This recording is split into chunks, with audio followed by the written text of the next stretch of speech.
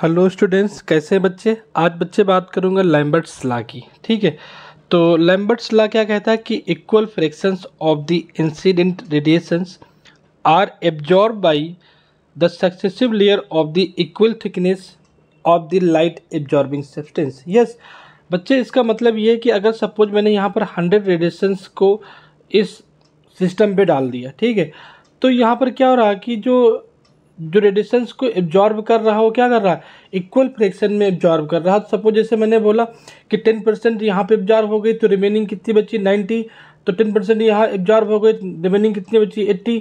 Yes, तो बच्चे इसका कहने का मतलब ये है कि अगर जब थिकनेस बढ़ेगी तो क्या होगी, इंटेंसिटी क्या होगी, डिक्रीज होंगी। ठीक है, तो इसकी डिफिनेशन यही कह रही है कि the rate of decrease of intensity of the incident radiation with the thickness of light absorbing medium is directly proportional to the incident, या फिर आप कह सकते हो कि intensity of incident radiations। Yes बच्चे, तो ये बच्चे सिंपल इसकी डिफिनेशन है, आप इसको याद रखना। क्लियर है। नेक्स्ट चलते हैं बच्चे, बात करते हैं इस पे, इसके न्यूमेरिकल्स पे या फिर इसके डेरिवेशन पे। यस, तो इसके बात करते हैं इसकी डेरिवेशन पे। यस, तो इसका डेरिवेशन देखते हैं बच्चे। डेरिवेशन क्या कह रहा कि जैसे मैंने क्या सिंगल सेल ले लिया जिसकी विड्थ यहाँ पर क्या है x है, और ये I आपकी क्या है, इंटेंसिटी ऑफ इंसिडेंट रेडिएशन है। ठीक है, और डिफिनेशन में आपको क्लियर था कि इंटेंसिटी ऑफ इंसिडेंट रेडिएशन क्या कर रही थी, रेगुलरली डिक्रीज कर रही थी। ठीक है, तो मैं इसको क्या लिख सकता हूँ, -di/dx change in intensity, change in जो आपकी x है विड्थ, इज डायरेक्टली प्रोपोर्शनल किसके, इंटेंसिटी ऑफ इंसिडेंट रेडिएशंस।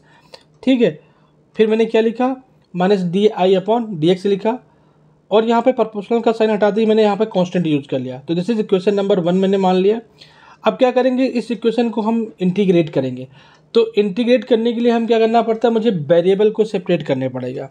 ठीक है, तो वेरिएबल को सेपरेट किया तो क्या लिख दिया मैंने कि di/i equal to -k dx लिख दिया। लिमिट मैंने यूज किया जो i इक्वल टू I0 लिया है और आपकी I तक लिया है। ठीक है, x के केस में मैंने क्या लिया, 0 to x लिया है। k आपका कांस्टेंट था तो k का क्या होगा, इंटीग्रेशन नहीं होगा। ठीक है, तो इंटीग्रेशन मैंने किया तो यहाँ पर एक फार्मूला मेरा बन गया। फार्मूला क्या बन गया कि जैसे 1/x dx लिखा है तो उसका इंटीग्रेशन क्या होगा, ln x होगा। लिमिट जो यहाँ पर होगी वो यहाँ पर हम यूज कर लेंगे। अपर लिमिट यहाँ पर x था तो अपर लिमिट यहाँ पर x कर लिया, लोअर लिमिट 0 थी तो मैंने 0 कर लिया। तो सेम एज हियर I0 से बच्चे यहाँ पर I है, ये I0 नहीं है, ये I है।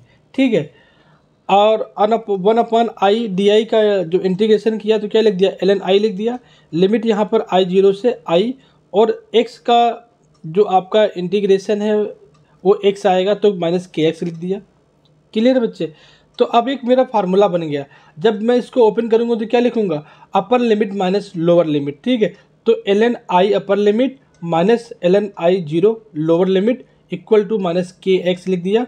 ठीक है, तो ln I/I0 लिख दिया। बच्चे यहाँ पर एक मेरा फार्मूला भी बन सकता है क्या, कि अगर मान लो फार्मूला की बात करें, अगर ln x/y लिखा है तो इसको हम लिख सकते हैं क्या, ln x minus ln y लिख सकता हूँ। क्लियर है, ये हमारा फार्मूला बन गया।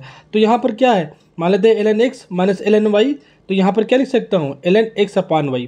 तो मैंने यहाँ पर क्या लिख दिया, ln I/I0 equal to -kx। Yes, तो I/I0 मैंने यहाँ पर नीचे लिख लिया, I/I0 इक्वल टू, ये ln क्या है, log बेस e है। ठीक है, तो log बेस e क्या होगा, यहाँ पर नीचे आया तो एंटी लॉग में हो गया, तो -e की पावर क्या हो गया, -kx हो गया।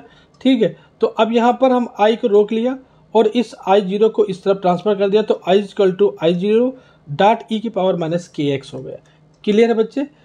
इसके बाद बच्चे नेक्स्ट आगे बात करते हैं फ्रॉम इक्वेशन नंबर 2 से। ठीक है, तो फ्रॉम इक्वेशन नंबर 2 क्या थी आपकी, कि आपकी ln I/I0 इक्वल टू आपका -kx था।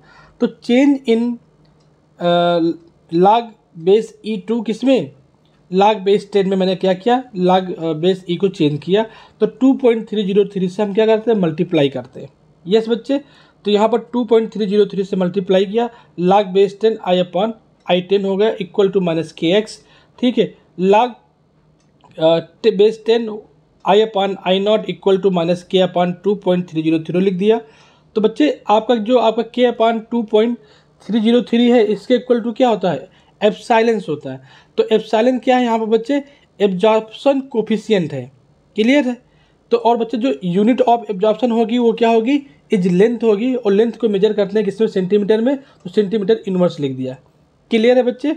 अब इसके बाद देखो बच्चे यहाँ पर हमने क्या लिख दिया, इसकी जगह पर एप्सिलॉन लिख दिया, तो log base 10 I upon I not minus epsilon x हो गया, क्लियर है।